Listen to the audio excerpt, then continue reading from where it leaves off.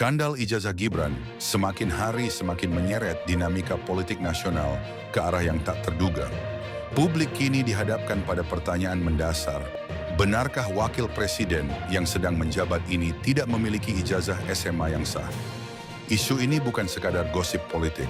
Gugatan hukum senilai 125 triliun rupiah yang diajukan oleh pengacara Subhan Palal telah resmi masuk meja pengadilan dengan tudingan bahwa ijazah Gibran cacat hukum.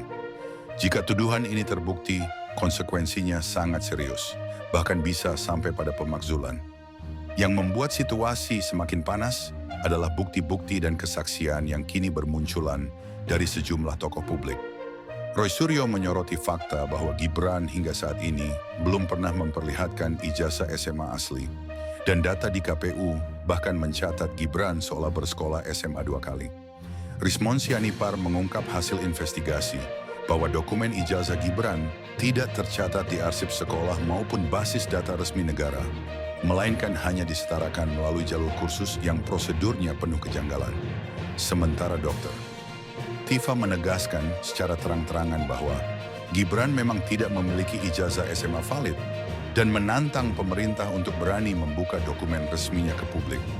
Dalam konteks inilah, pernyataan mantan Presiden Jokowi yang menggerakkan relawan untuk mendukung pemerintahan Prabowo Gibran 2 periode memicu tanda tanya besar.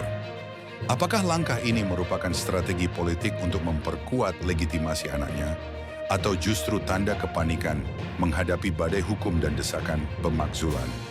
Jokowi bukan sekadar ayah yang membela putra, melainkan seorang aktor politik besar yang masih punya jaringan kuat hingga ke akar rumput.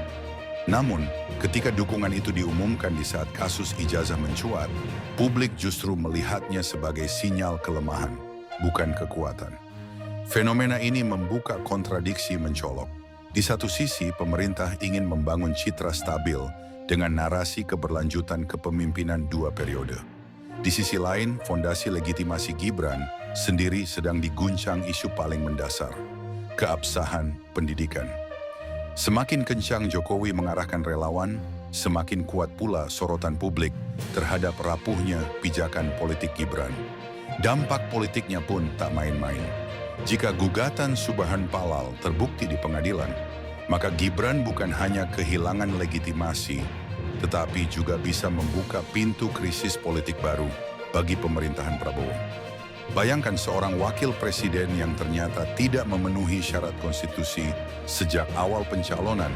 Itu bukan sekadar skandal personal, melainkan aib nasional yang bisa meruntuhkan kepercayaan publik terhadap seluruh sistem politik. Kondisi ini juga membuka ruang bagi oposisi.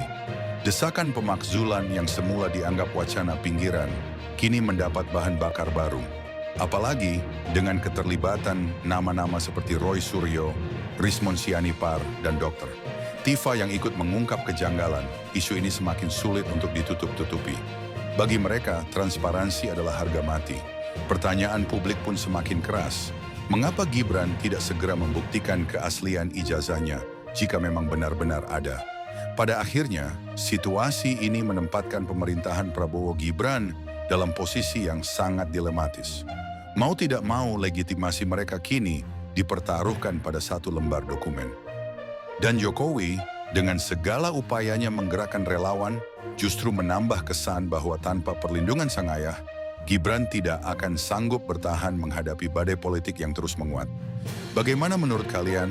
Apakah Jokowi sedang memainkan strategi cerdas untuk menyelamatkan Gibran? Atau ini justru tanda kepanikan yang akan mempercepat runtuhnya legitimasi politik putranya? Tinggalkan pendapat kalian di kolom komentar. Dan jangan lupa like, share, serta subscribe agar kita bisa terus mengupas skandal politik terbesar negeri ini.